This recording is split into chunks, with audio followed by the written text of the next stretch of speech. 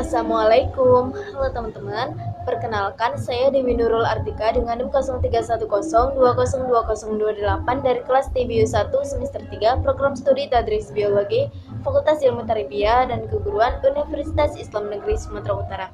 Sebelumnya, saya berterima kasih kepada Ibu Umi Nur Afini Dwi Jayanti MPD selaku dosen pengampu mata kuliah telaah kurikulum biologi, sehingga tercapailah tugas saya untuk memenuhi ujian akhir semester, tepatnya mata kuliah telaah kurikulum biologi.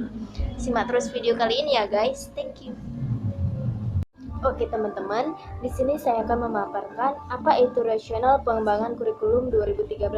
Sebelumnya, kita akan mengetahui apa itu kurikulum. Nah, di sini kurikulum itu merupakan rancangan pendidikan yang merangkum semua pengalaman belajar yang disediakan bagi siswa ataupun siswi di sekolah. Di dalam kurikulum ini terdapat dari integrasi dari filsafat, nilai-nilai, pengetahuan, dan perbuatan dari pendidikan itu sendiri. Nah, di sini ada juga hakikat kurikulum, di mana hakikat kurikulum mencakup dari poin-poin. Yang pertama itu ada rencana pembelajaran, mata pelajaran, konten, hasil belajar, reproduksi, kultural, pengalaman belajar, dan bidang studi. Nah, dari rencana pembelajaran ini, kurikulum ini sebagai rancangan pembelajaran untuk mencapai tujuan pendidikan yang mencakup rancangan tertulis dan pengalaman belajar siswa ataupun siswi. Selanjutnya itu ada mata pelajaran. Mata pelajaran ini merupakan seperangkat mata pelajaran. Selanjutnya itu ada konten, di mana konten ini sebagai sumber pengetahuan ataupun pemahaman bagi siswa ataupun siswi. Ada hasil belajar. Nah, hasil belajar ini sebagai evaluasi penilaian akhir nanti bagi siswa ataupun siswi peserta didik tersebut. Selanjutnya itu ada pengalaman belajar. Nah, di mana pengalaman belajar ini merupakan hasil yang diperoleh dari siswa ataupun siswi di satuan pendidikan tersebut.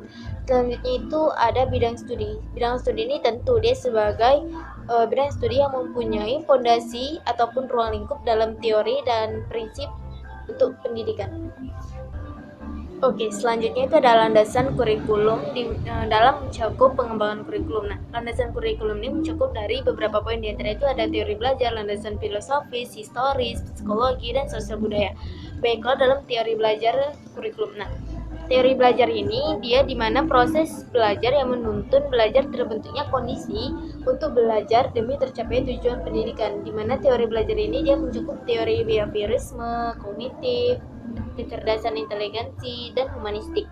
Selanjutnya itu ada landasan filosofis. Nah, landasan filosofis ini berarti cinta akan kebijakan, di mana seseorang mengerti kebijakan dan berbuat dengan bijak. Secara umum, landasan filosofis ini dibedakan menjadi 6, yaitu ada idealisme, realisme, pragmatisme, realisme, rekonstruktisme, dan eksistensialisme. Nah, idealisme ini umumnya dia diterapkan di sekolah ataupun di madrasah bersifat religius, dengan memberikan implementasi bahwa kebenaran itu dari Allah Subhanahu wa taala. Selanjutnya itu dari realisme. Nah, realisme ini di mana ditingkatkannya pendidikan itu dengan kemajuan dalam bidang iptek melalui pengamatan dan penelitian ilmiah. Selanjutnya itu ada pragmatisme. Pragmatisme ini dia berdasarkan pengalaman dan penyampaian pengetahuan ataupun pemahaman dari seseorang tersebut. Selanjutnya itu ada perennialisme. Nah, perennialisme ini dia mengembangkan kemampuan intelektual yang diajarkan. Selanjutnya itu ada rekonstruktivisme, di mana umumnya sekolah merubah dengan terciptanya sosialisme dengan pendidikan. Selanjutnya itu ada eksistensialisme, yang terakhir bahwa tujuan hidup adalah mampu merealisasikan diri. Yang ketiga itu adalah landasan historis. Nah, landasan historis ini di mana yaitu pengembangan kurikulum yang mengacu pada pengalaman sejarah yang berpengaruh terhadap kemampuan dalam peserta didik itu sendiri, baik itu dia yang berupa diri masa lalu, masa kini, dan masa yang akan datang. Yang keempat tuh ada landasan psikologi. Nah, tentu landasan psikologi ini dia merupakan pendidikan yang terjadi antara interaksi individu dengan individu lainnya, di mana dalam situasi ini sesuai dengan kondisi peserta didik, baik itu dia di sekolah ataupun di lingkungan. Landasan psikologi ini dibedakan menjadi dua, yaitu psikologi perkembangan dan psikologi belajar. Tentu psikologi perkembangan ini di mana perkembangan ini melalui dengan berbagai pendekatan. Selanjutnya itu ada psikologi belajar dengan menggunakan metode dalam studi bagaimana individu itu belajar dan merealisasikan sehingga perubahan tingkah baik itu dari kognitif, aktif, afektif, dan psikomotor. Yang terakhir itu adalah landasan sosial budaya. Tentu, landasan sosial budaya ini merupakan sosialisasi antara interaksi manusia dengan budaya itu sendiri. Antara anak peserta didik yang dihadapkan dengan cara berpikir, sehingga mereka dapat berpikir secara kritis untuk menggapai cita-citanya dan mengembangkan pengetahuan, mengembangkan bakat dalam itu bidang kesenian, serta perlulah mereka dibimbing dan dikembangkan dengan berbagai minat dan bakat mereka masing-masing. Selanjutnya, pemaparan materi yang kedua yaitu mengenai bagaimana perbedaan standar kompetensi lulusan atau SKL dari kurikulum KTSP dengan kurikulum 2013. Nah, dalam perbedaan SKL ini terdapat 3 ranah, yaitu dari petunjuk pelaksanaan, penggunaan, dan cakupan SKL. Yang pertama yaitu dengan petunjuk pelaksanaan, di mana dalam petunjuk pelaksanaan dalam KTSP yaitu menggunakan Permendiknas nomor 23 tahun 2006 tentang standar kompetensi lulusan untuk satuan pendidikan dasar dan pendidikan menengah. Sedangkan untuk kurikulum 2013 itu sebelum revisi menggunakan Permendikbud nomor 54 tahun 2013 tentang standar kompetensi lulusan untuk satuan pendidikan dasar dan menengah. Sedangkan sesudah revisi dan digunakan untuk sekarang pada masa saat ini itu dengan menggunakan Permendikbud nomor 20 tahun 2016 tentang standar kompetensi lulusan untuk satuan pendidikan dasar dan pendidikan menengah. Selanjutnya ranah yang kedua yaitu penggunaan, di mana penggunaan dalam kurikulum KTSP yaitu SKL, di mana kurikulum KTSP ini dia sebagai untuk pedoman penilaian dalam menentukan kelulusan bagi peserta didik di satuan pendidikan tersebut. Yang kedua yaitu sebagai selanjutnya yaitu penggunaan SKL dalam kurikulum 2013 itu sebagai acuan pengembangan, di mana hal ini meliputi dari standar proses, standar isi, standar penilaian, standar pendidik dan kependidikan, standar sarana dan prasarana, standar pengelolaan, dan standar pembiayaan. Selanjutnya itu ada cakupan SKL. Dalam cakupan SKL kurikulum KTSP yaitu dia menggunakan bahwasanya SKL ini diturunkan dari Permendiknas nomor 22 tahun 2006, bahwasanya pemisahan antara mata pelajaran itu sebagai pembentuk keterampilan, pengetahuan, bahkan kompetensi yang diturunkan dari mata pelajaran tersebut. SKL dalam kurikulum KTSP ini meliputi dari SKL minimal satuan pendidikan dasar dan menengah berdasarkan tujuan setiap satuan pendidikan dari masing-masing sekolah tersebut. Selanjutnya, SKL ini minimal kelompok mata pelajaran ataupun kualifikasi kemampuan minimal di mana peserta didik pada setiap mata pelajaran mencakup agama, akhlak, kewarganegaraan, dalam bidang iptek juga estetika, jasmani, dan kesehatan. Selanjutnya itu yang ketiga SKL sebagai SKL minimal itu mata pelajaran. Selanjutnya cakupan SKL dalam kurikulum 2013 yaitu di mana dalam kurikulum 13 ini diturunkan dari kebutuhan manusia itu sendiri, manusia Indonesia saat ini dan masa yang akan datang. SKL ini meliputi dari kompetensi lulusan dari SD ataupun MI paket A, SMP ataupun MTS paket B, SMA ataupun MA ataupun SMK itu paket C. Yang kedua yaitu di mana rumusan SKL pada kurikulum 2013 ini pada setiap pendidikan dasar dan menengah itu ada 3 ranah, yaitu ada 3 ranah penilaian di mana ada sikap, pengetahuan mencakup 3 dimensi, yaitu ada sikap, pengetahuan, dan keterampilan. Selanjutnya itu semua mapel harus berkontribusi terhadap pembentukan 3 dimensi tadi, yaitu sikap, pengetahuan, dan keterampilan. Selanjutnya itu ada gradasi untuk dimensi antar jenjang pendidikan dasar dan menengah, yaitu diantaranya ada perkembangan psikologi anak, terus lingkup, kesinambungan, lingkungan, bahkan fungsi satuan dan pendidikan.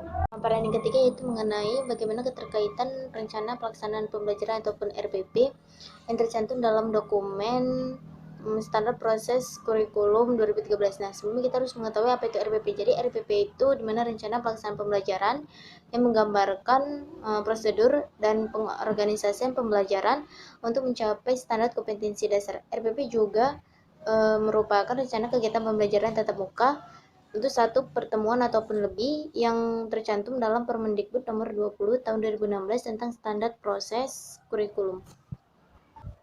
RPP ini dikembangkan dari silabus dan disusun berdasarkan KD dan subtema. Adapun komponen RPP itu ada 11, diantaranya ada identitas sekolah, identitas mata pelajaran, kelas ataupun semester, materi pokok, alokasi waktu, tujuan pembelajaran, kompetensi dasar, kompetensi inti, metode pembelajaran, skenario pembelajaran, dan hasil penilaian peserta didik.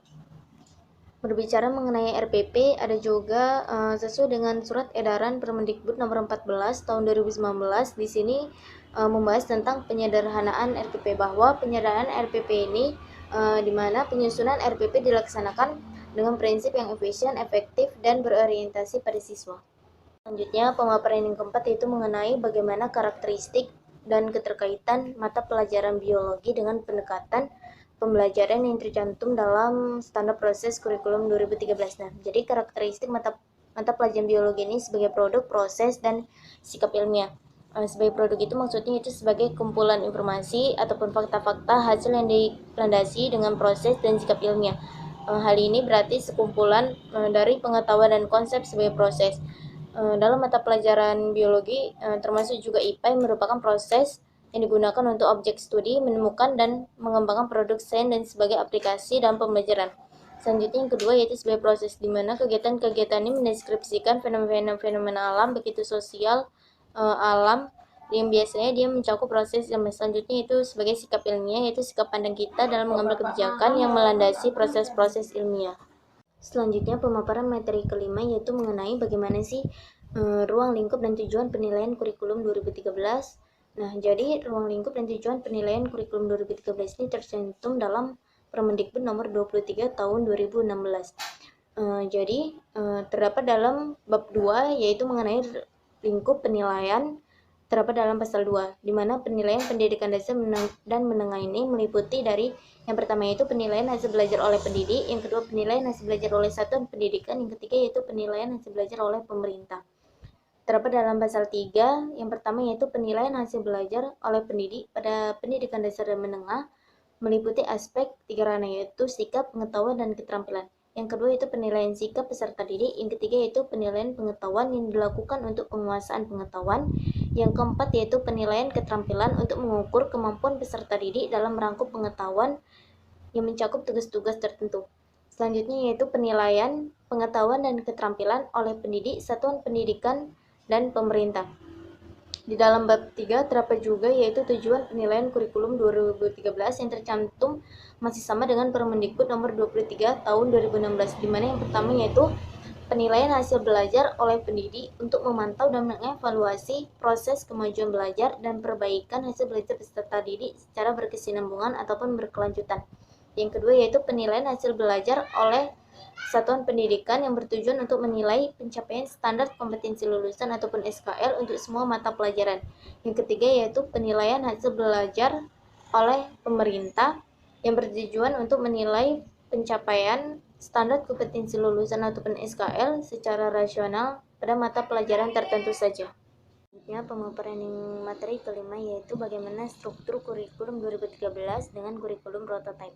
Jadi kurikulum 2013 ini di mana kelompok mata pelajaran wajib itu yaitu kelompok A dan kelompok B adalah mata pelajaran yang memberikan orientasi kompetensi lebih kepada aspek kognitif dan afektif. Sedangkan di kelompok B-nya di mana mata pelajaran ini lebih menekankan pada aspek afektif dan psikomotor.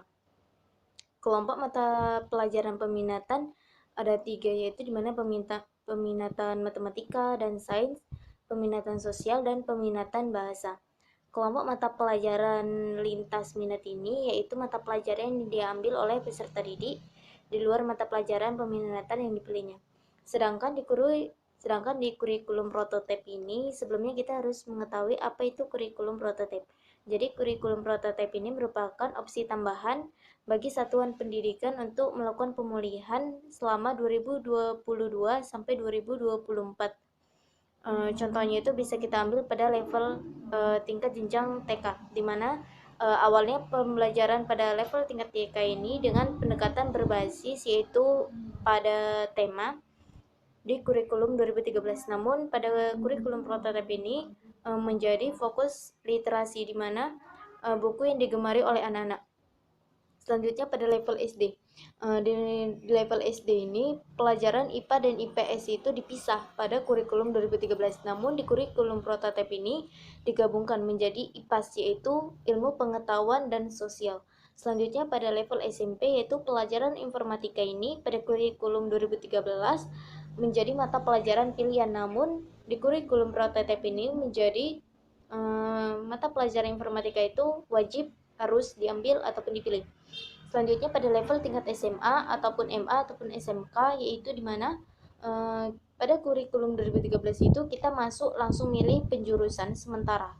Sedangkan di kurikulum prototipe ini kita mengambil dan menentukan peminatan itu di kelas 11 dan harus konsultasi kepada guru BK.